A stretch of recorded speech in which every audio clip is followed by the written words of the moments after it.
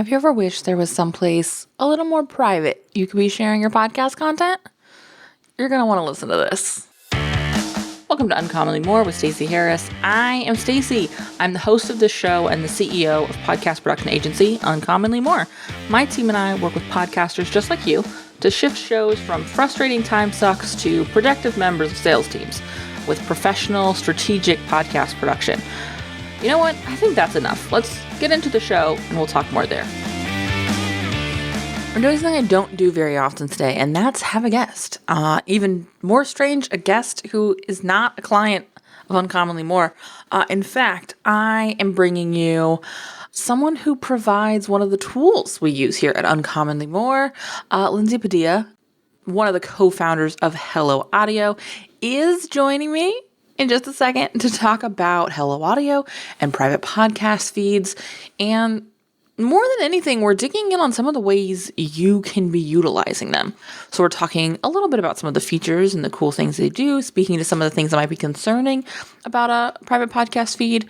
But more than anything, we talk about free and paid ways to utilize a private feed, especially if you're already a podcaster. Lindsay's absolutely incredible. I'm super stoked to have her join me and bring this conversation to you. So how about this? Let's just dig in. I am super stoked. We have Lindsay with me now.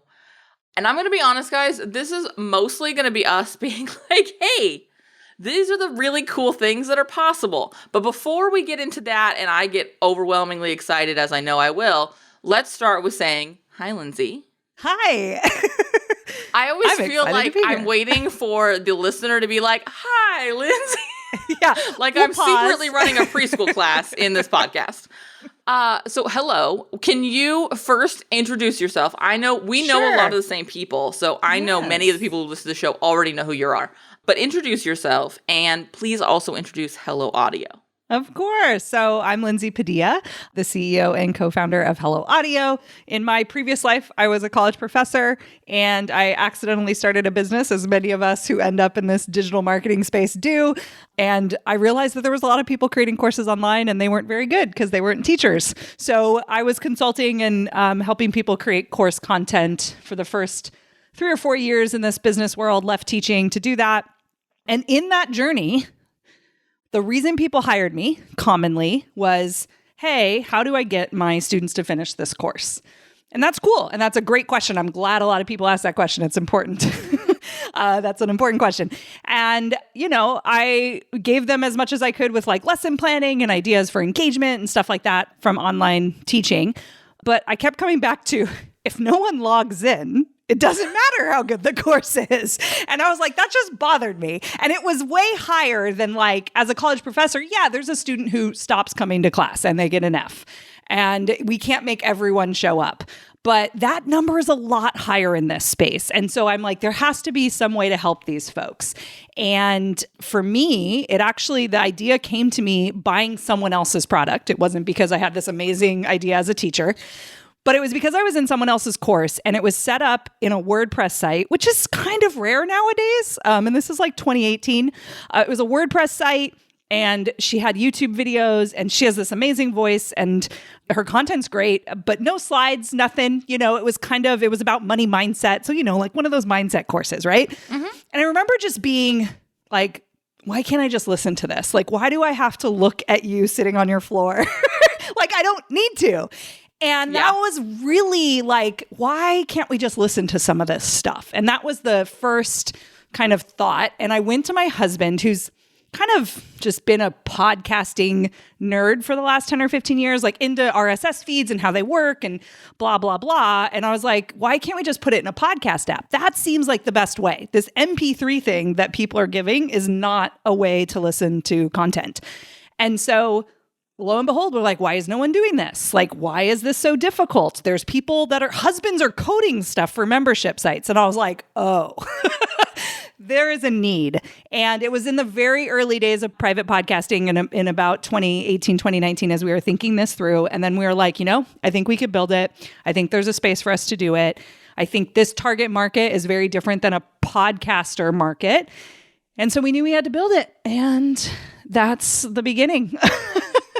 I really love that because I think oftentimes we think that these big ideas will come through something we're creating, but I find most often my best ideas come from my consumption of something else. And I would take it a step further, my consumption of something completely outside of my business. There you go. Where I'm like, I should do this. Yeah. I could totally do a version of this.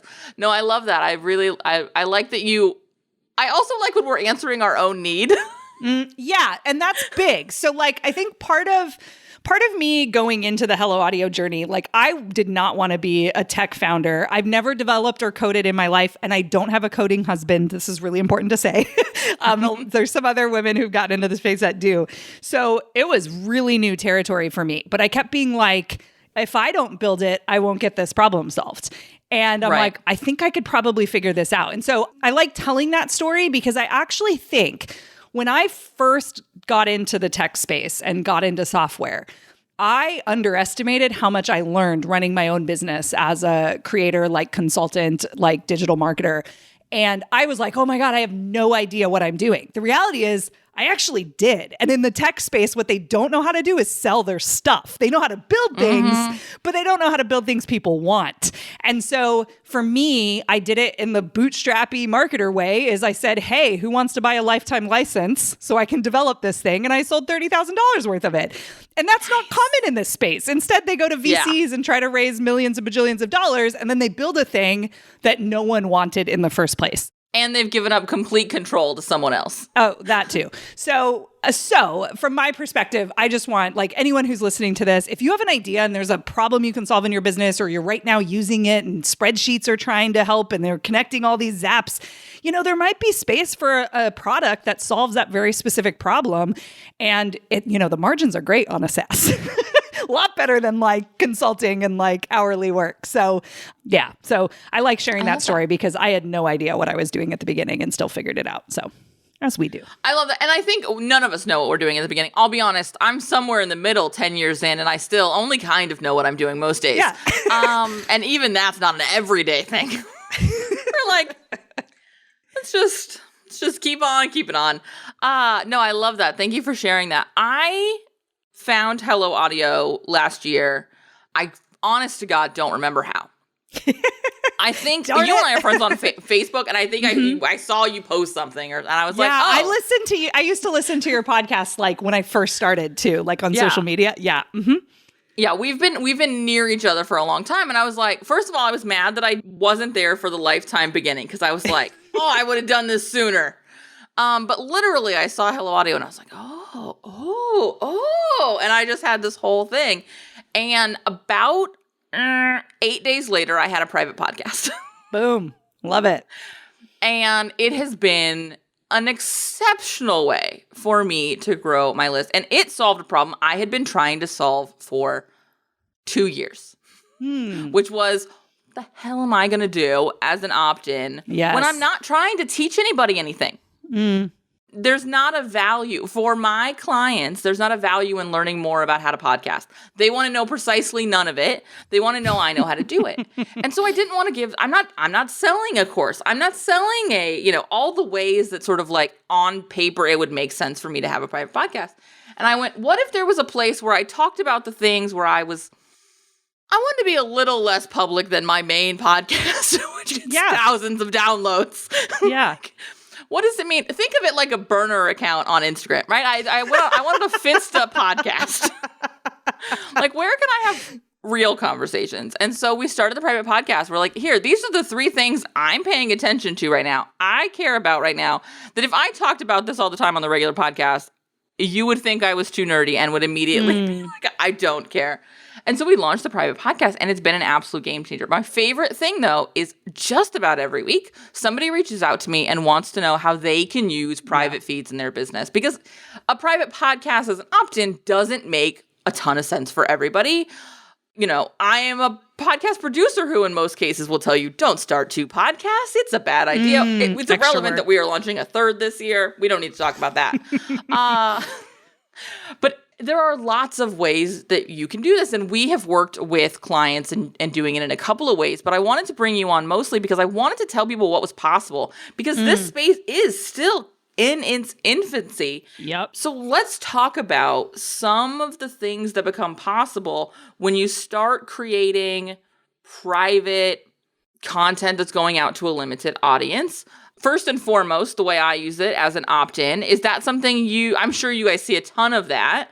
Mm-hmm. Where have you seen someone doing that in a way that was like really impressive or really different? Is it that they're separating their content? Is it that it is diving deeper? Is there something in that you've seen? Because I know, again, you see tons of these feeds. Is there an example in that sort of scope that we can think of that's really sort of a game changer? Yeah. So and you can say whether or not it is mind blowing to you or not. So one thing that people are using it for is moving people through a sales conversation. And so we personally have one that's called the Audio Asset Challenge. So one thing that people struggle with Hello Audio is well, what am I going to do with it? And so we're let's help you create your first audio asset. And they're oh, cool. What's that? And so you can listen to 9 episodes. It was a challenge that we ran live. We edited some things out. This is what's cool about audio, not video, is it's really easy to switch it out. So you can change and update an episode and it doesn't impact anyone and it ends up in their player, the updated version. And so that's really cool. And so from a creation standpoint, like you said, you shouldn't have 3 podcasts. Audio is so much easier to create than video, and you can talk a lot more faster than you can type. And so when you think of those ways of creating content, it's actually pretty great. And then add in this layer of most likely your listeners are already creating video content in some capacity, whether it's a course, whether it's, a weekly live video, whether it's a regular podcast, whatever.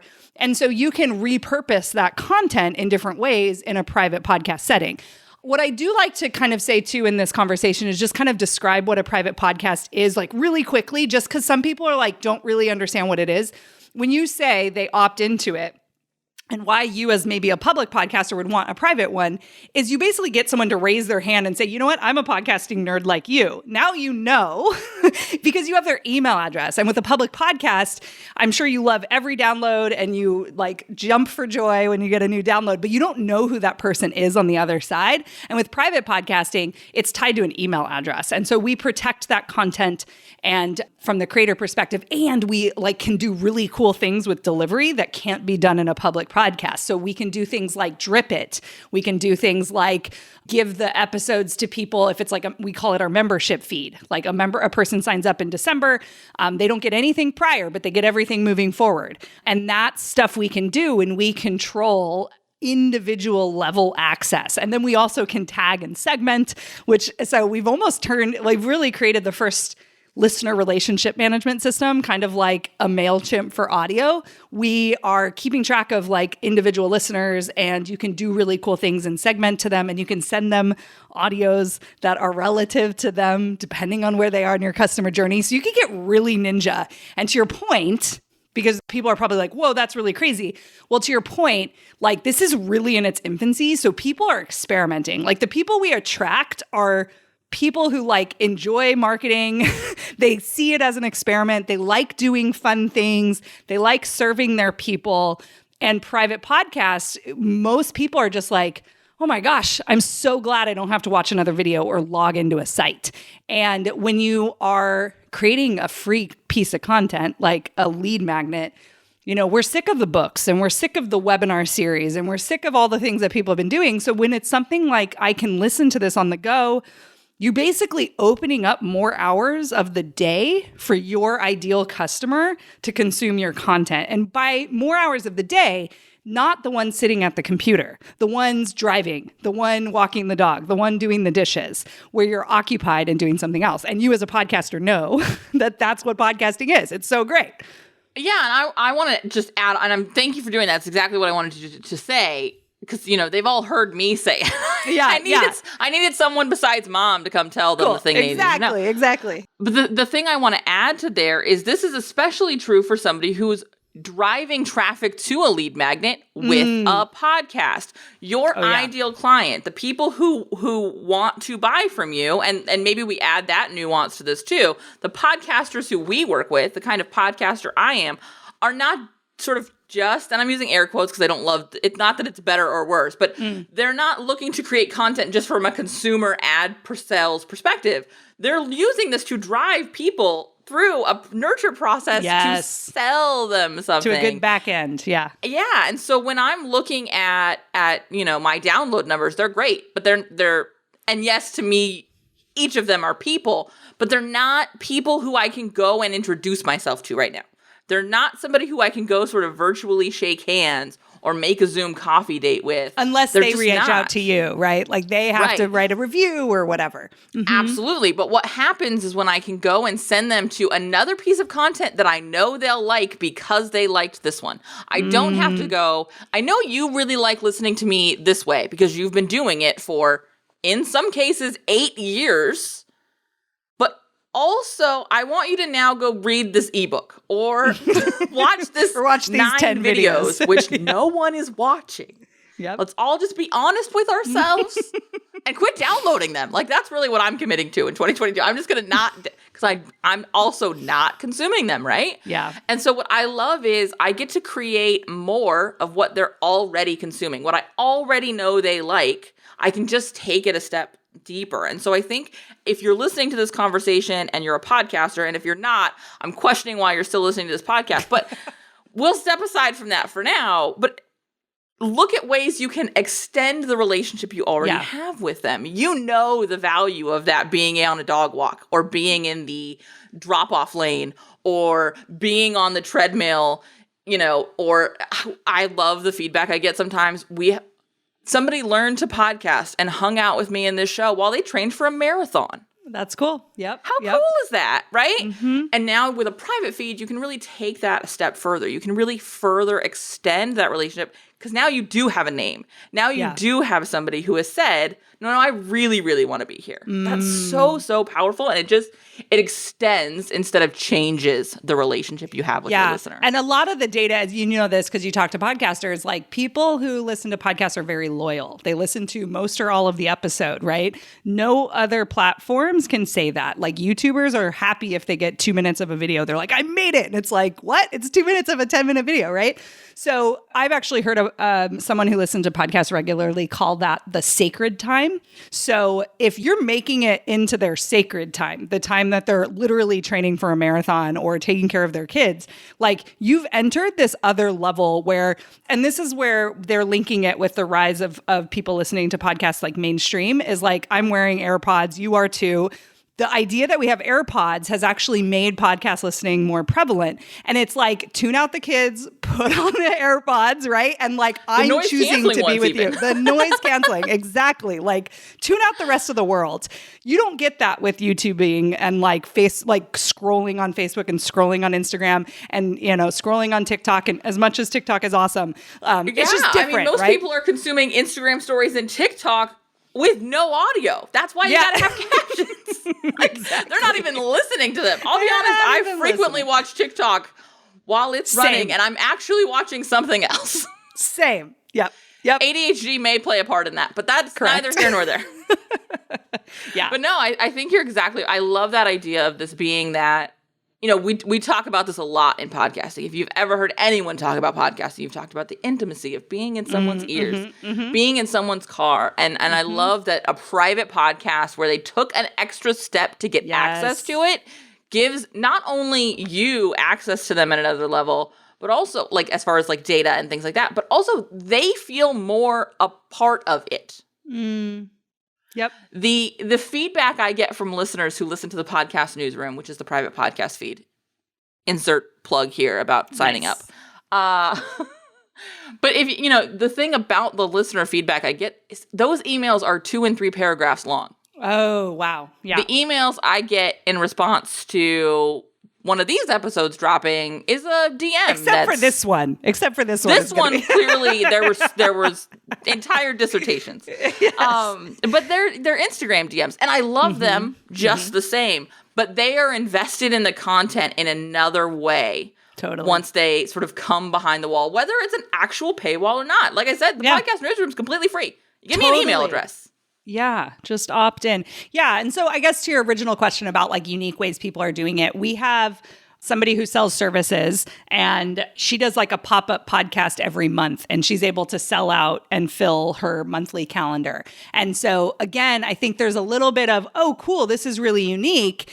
And she's like architecting the conversation. What do they need to learn and know about the problem that I solve that will make them want to buy my services at the end?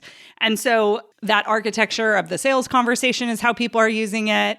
I would say behind the scenes content, a little like what you're saying, the stuff I don't want to say on my show, you're choosing and opting into this because it's deeper. It's like a little bit more nerdy, right? You're basically asking people to raise their hand. That's really common.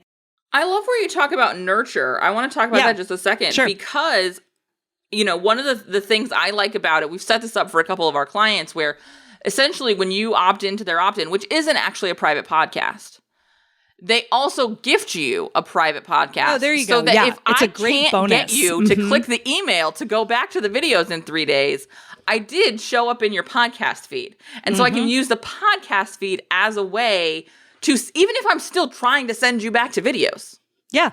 Or send you back to a workbook or get you to get out that scorecard, calculator, planner, a self-audit, whatever that thing is, I can get you back there when I bonus you an audio. Because I've got 2 touch love that points. idea. Yeah. And, we're good in this and the value stack and all the thing. The audio is like a really great positioning point from I'm adding more value. And from your perspective as the creator, it took you no time to create extra. That's why it's literally my favorite. the easiest part. It's literally the easiest part. So I love that angle that you're saying too. And I just want to share this too. Like your podcast player is an inbox that people aren't realizing is an inbox. But at Hello Audio, we're like, that's an inbox that no one knows. And like right next to Uncommonly More is that thing you bought or that like really important like thing. And that's where it gets lost. Like how often you just go to Thinkific and you have 18 courses you haven't finished. You don't just like go to Thinkific, but you do go to your podcast player if you listen to podcasts regularly, and there's your face or there's the title of the content you bought. And that's what we love at Hello Audio. Well, and even if you get them over to your sort of, insert learning management software here. Totally. They have to choose, if you look at my LastPass at any one of those things, there's 12 logins because there's I can't. I have to go to each one to see what I bought with that, you know what I mean? Whereas my podcast player is just my podcast player. Yep. So it doesn't matter what brought me there. And this is why things like show titles and cover art and stuff like that, we'll talk about them later, totally matter because you want to be like, I don't care why you got it, why you came. Here's why we're here now. That's incredible. That's not happening in a learning management software because, again, to your point, no one's meandering over there. But also, there's not generally a central dashboard with all the things you've bought from inside of this infrastructure ever. Yeah. Like, why haven't they figured that out? Kajabi's like the closest, but still. Yeah. And again, no one's like, you know what I could do this afternoon? Just cruise over to my Kajabi site, see what's what. I'm bored. Yeah.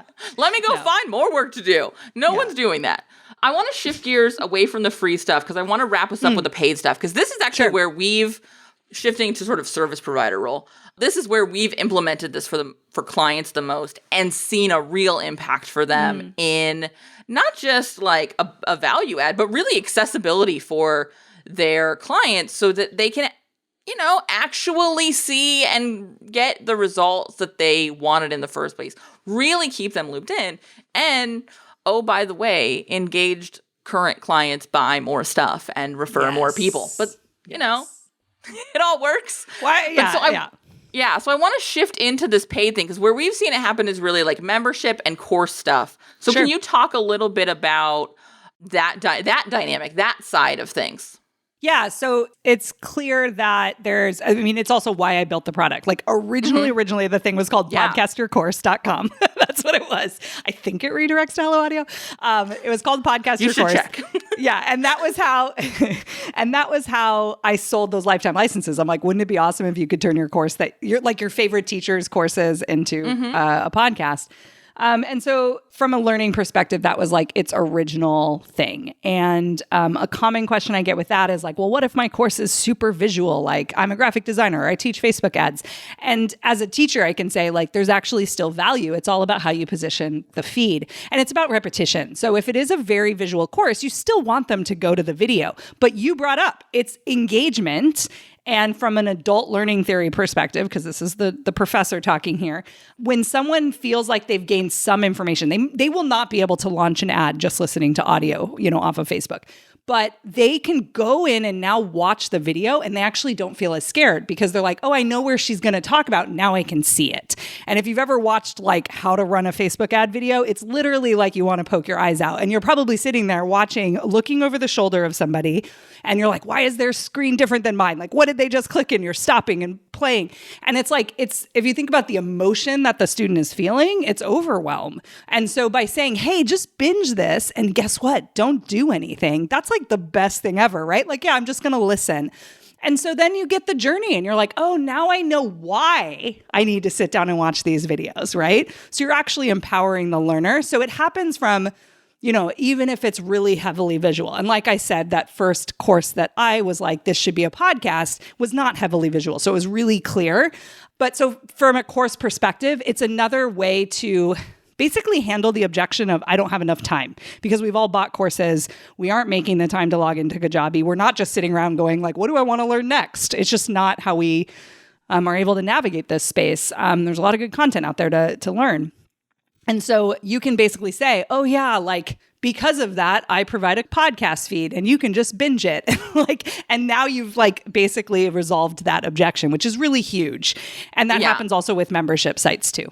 Yeah, I love that. And I've talked a little bit about this from an opt-in perspective, this idea of I'm training them to be clients. We even talk about this with your core show, like teaching them the things they need to know. And I don't mean we're like trying to change who they are so they become ideal clients, but like give them the common language we're going to use. Give them the expectations. Give them an understanding of how they need to show up. I love the idea and of front-ending specifically a membership, but any kind of course, but specifically a membership with how to use this space. That's absolutely a little mini podcast feed that you can run them. I don't care what content becomes behind it, because now you've onboarded them into what to expect. Instead of me logging into Kajabi, seeing your 247 videos, which you broke down into bite-sized pieces to make it easier for me to do. Everyone told you to do and that. And my poor little brain be like, nope. It's like, and I'm out. Yeah. Right? Yep. Because we've all had that moment. And so I have heard I'm glad you brought up this objection, because I've heard it a few times from clients who are, I really like the private feed and I really like the idea of doing this, but we talk about blah, blah, blah, or they really want to see my face or da, da, da. And it's like, sure, then offer both. Yes. Offer both. And you're the teacher. Like, so you tell them how to use it. Like, hey, listen to the podcast first. If someone writes in and said, I haven't had time to do this, can I have a refund? Hey, why don't you just binge this podcast first and don't take any action? And then let's talk about it. So now you have this tool in place that is a little bit easier to navigate. And I think, so Amy Porterfield is a user and she uses it for DCA. And I think for her too, she didn't want to give them the podcast to binge because she has this very architected, experience. And so what she did was she would launch the videos and she wouldn't release the podcast version until like a week or something later. So it was always positioned as, hey, if you missed it, right? Like still trying to make you feel good. You're not failing. Why don't you just listen to it first and then always go back to her really highly produced, beautiful content, because she spent a lot of time on it. So it's all about how you position it as the teacher of the best way to use the audio version of the course. Well, and what I love about that is it really goes back to what we were talking about using that podcast player as another inbox. Yeah. Because if they avoided your video in the first place, when you sent the email saying, hey, this week's video is available, and they were like, deuces, I'm out. Yep. I already missed last week and the week before. Yeah. They're also not going to respond to you sending 6 more emails saying, no, really, come watch the video. Mm-hmm. Whereas they are generally using podcasts to avoid, this could be personal, using podcasts to avoid the thing they're supposed to be doing. Again, not naming names. Like a bunch of people just went like, oh, she's talking about me. Yep, me too. Because we all do it. You have this other place where they're like, okay, I can have the bite-sized version of this. I can ease in. I almost like a beach entry on a pool, right? You're like, I can just sort of like, I can take my time. I don't have to jump in. I love that. All right, before we wrap up, now that everybody's excited, I want to make sure we talk about one thing, and that's how incredibly cool Hello Audio is. And so I know you mentioned when we talked about what private podcasting was, but I want to highlight some of these things. And the drip feed is something I want you to talk about really quickly, but also I want to talk about removing access. Oh, because that's often something people are freaked out by when I talk to them. I'm like, cool, so we're going to give them this link. And then if they get a refund, they still have that link, or their membership ends and they still have that link. So can you talk about both the drip feed option and how you sort of close things out? Because those are the two things for me that make private podcasting specifically really impactful. Yeah, so drip works just like a drip email sequence. So someone comes on, it's day one for them, and they get every day or every 7 days or every 2 days, whatever sequence you want to set up. But it's the day that that person opts in or they subscribe, right? And then it gets dripped out automatically. So we set up that that's an option of a type of feed that you can create in Hello Audio, which is really cool. We have really cool things where you can also expire those episodes. So if you're running like a live launch or a challenge or something like that, you can kind of, or a summit is another way people are using it, where you can almost expire the episodes on a drip, kind of like backwards drip is like a way to explain it.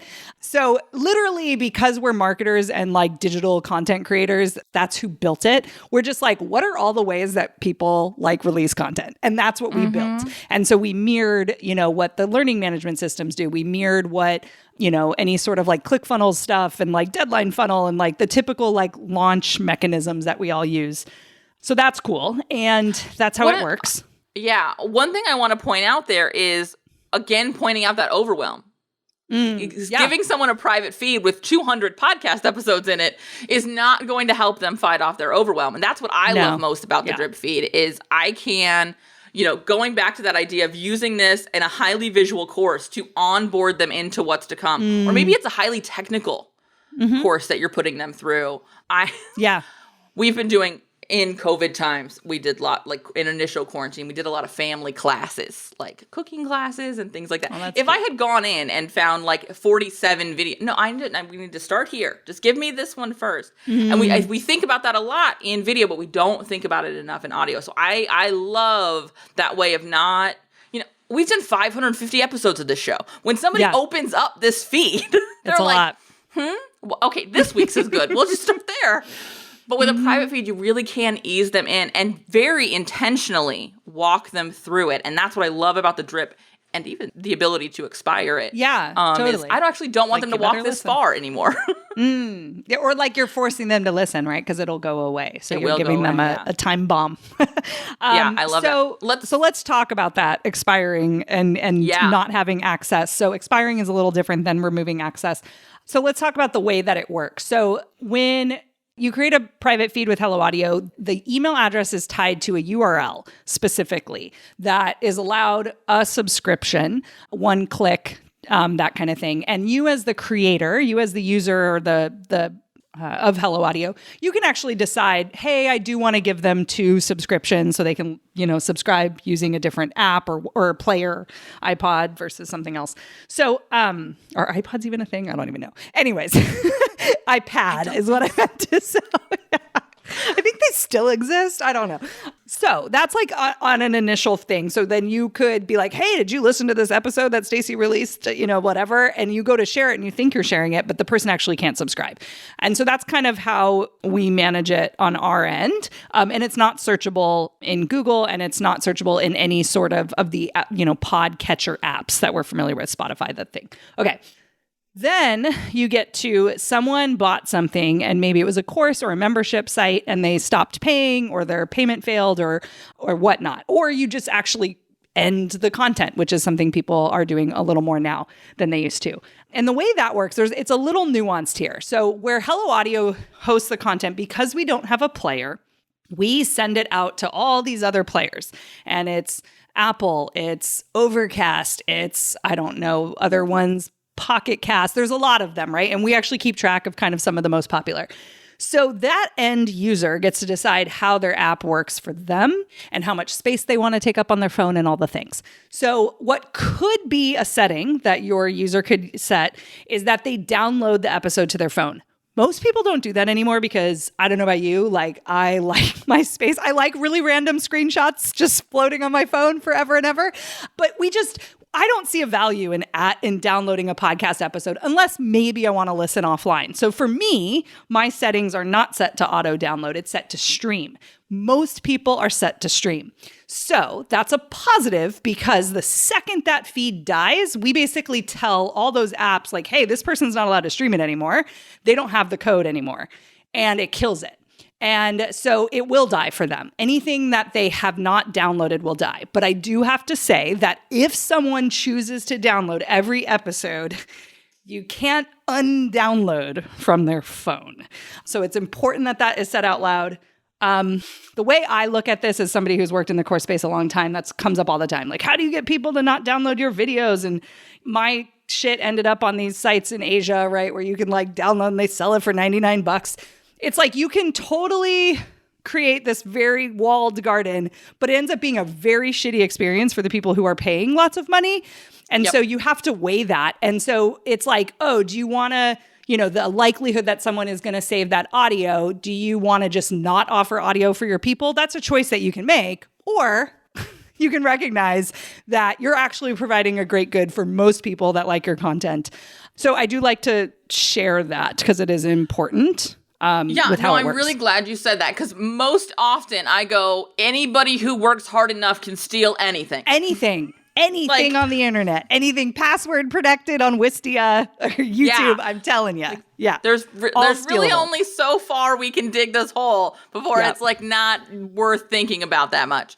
So I'm really, really glad you said that because I frequently also am like, how about we don't worry that hard about it? Like, yes, let's create an experience a container that is secure for the people who are investing in it. Mm-hmm. But also, I am not going to lose sleep on the person who downloaded that one video or that one podcast and it's saved to their phone forever.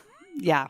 Because we know that there's more value in just like literally the access to the audio. So that's the other part is like, if it's a course, it's often access to you. I mean, there's the whole thing. Like, it's not the audio itself that's the only thing or the video and whatnot.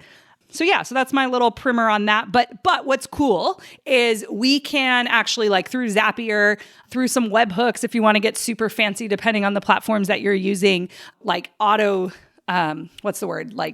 disable their feed through some of those things, which is really cool. People really like that.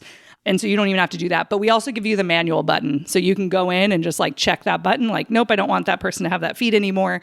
And then, like I said, you can set it up by date to like auto pull and stuff like that as well. So yeah, love that. Pretty cool. So it is a faucet. We can turn it on. We can turn it off. It doesn't mean sometimes leaks happen. Yeah, totally. But we can turn it on and we can turn it off. To the point, like most people don't have their phone set up like that with podcast apps. Yeah. And here's the deal. I return to anybody who works hard enough can steal anything. Literally anything. So most people do not have poor intentions with our content or anyone else's. Mm-hmm. I want to thank you so much for taking the time to join me and talk about this today. For the people who are really excited and ready to jump in, there is a link in the description of this episode that it will take you right to Hello Audio to set up your account. Because it's really cool. Also, if you go to uncommonlymore.com/hello audio, it'll redirect right there. But perfect. Most often I find people just go into their podcast player and click the link. Yes. Maybe I'm most people. So thank you, Lindsay, for taking the time. Is there anywhere else they should be looking at? I know you guys have some great stuff over at Hello Audio. I think our Facebook group is pretty cool. You do not have to have an active account. You can come in there and explore, and you can just be like, I'm on trial. Like, I found out about you from Stacy. whatever. So you don't have to have a paid account. And it's no credit card trial, by the way. Actually, we just switched that like a couple months ago. And cool. because I think our product speaks for itself. We have this cool stat. 64% of new users have a feed up within the first 24 hours. That's pretty good from a SaaS perspective. That's like get that value fast. Yeah. Because most people, it's really easy. Drag a video in, see if it works, like, set it up, send it to yourself. So it is really easy to use. I'm not kidding. And we don't even take your credit card in order for you to see and play with it. I want to emphasize how easy that is because we have set this up for several of our clients. But this isn't something we should talk do. about how easy it is. I'm just kidding. No, it is. No, I'm just kidding. Because it's something the marketing behind it and like what you offer is like part of the consulting. Also, we set it up. We don't maintain them because that's outside of the scope. Like in some cases, we produce the audio and release it there because they have right. But for the clients who have set it up, who they're running this for like the replays and things like that for their membership content, their existing team is who does it. We just set it up and got their backlog in there for us. And now they run it completely on their own. So this is something where you could get some help from us or someone else sort of getting you going. To get it started. Especially if you have a backlog of audio content. As somebody who has done that for clients, trust me, have someone else do it. I would never do it for myself. But have that setup done. And then this isn't something that you're going to have set up and never be able to manage on your own or have any understanding of the interface. And for me, I'm always looking to set things up that our clients can use on their own if they want and or need to. I'm not sort of building some sort of mythical fence that only we can do these things. Yeah. And so I actually really love that it's handoffable. We can help you guys get it set up. And nothing that's created in there is going to be too complicated for you to be able to manage it yourself. We also just released the audio inbox.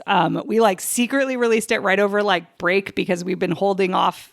And right now it syncs with Google Drive and Zoom is like right on the tail. We're getting all the admin stuff of being in their marketplace. But essentially what Audio Inbox is you hook up your Drive account, you hook up your Zoom account, and it pulls in recordings into Hello Audio. So you can sign in, go to your inbox and be like, oh yeah, that podcast recording I just did, boom. Or that client call, that ends up in this private feed. And so we're even making it even easier, like where that's awesome. It takes seconds, and the idea of having a VA do it, you don't even have to. It could totally be you. So it's pretty great. I'm all for creating things that you're empowered to do yourself. You can automate a certain amount of it because here's the deal. My expertise is sitting next to you strategically and helping you make the calls and get these things done in a way that supports you and the journey your clients are going on.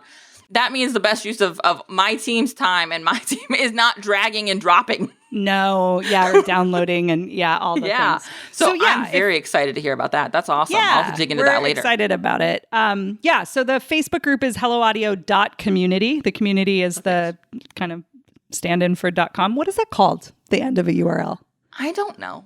Yeah. So anyways, helloaudio.community. I would like someone to DM us on Instagram or join the Facebook group and tell us what that means. Yeah. So community is like.com. Whatever. Okay, that's confusing. But that should take you to the Facebook group. Community. Yep. I like it. Awesome. So head over there, join the community. I'm in that community as well. And thank you again, Lindsay, for nerding out about private feeds with me for a little while. I had a good time. Me too. All right. We will see you guys next time. Thank you. If you made it to this point of the show and you still happen to be listening, which statistically is unlikely, I want to say thank you for listening. Thanks for hanging out with me today, and I want to hear from you. So reach out on social or via email and let me know what actions you're going to take from today's episode, because honestly, that's why we produce the show. That's why I record this show. That's why my team does all the work to release this show. Is so that we can help you. We can help make a difference in your show and consequently in your business. If you haven't left a review for the show, head over to ratethispod.com/more. It's an easy way to show some love to the show and also help us reach more podcasters who are looking for the same kind of support you were looking for. If you have any suggestions or ideas or thoughts you would like me to address on the show, be sure to reach out. Again, like I say a lot, this is the start of the conversation, and I can't wait to hear what you have to say.